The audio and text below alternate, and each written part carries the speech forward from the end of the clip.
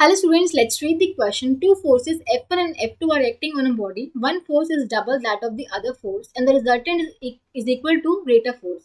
Then the angle between two forces is. Question में क्या दे रखा है कि दो फोर्सेस हैं एक बॉडी पे एक्ट कर रहे हैं, ठीक है, एक फोर्स है दूसरे फोर्स के डबल है और जो रिजल्टेंट है ग्रेटर फोर्स के इक्वल है, तो एंगल क्या होगा दोनों फोर्सेस के बीच में।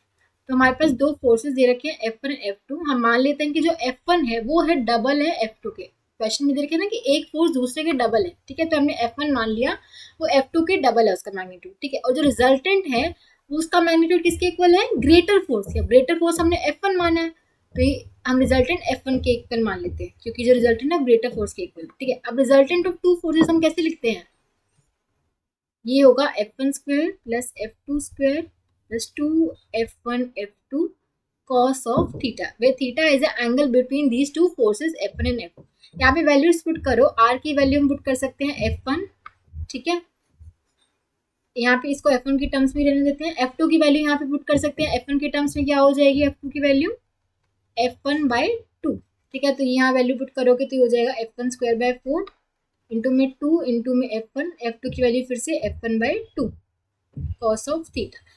बोथ साइड स्क्वायरिंग करोगे तो ये आएगा F1 square plus F1 square by 4, 8 2 से 2 कैंसिल हो जाएगा, यहाँ पे बचेगा F1 square cos of theta.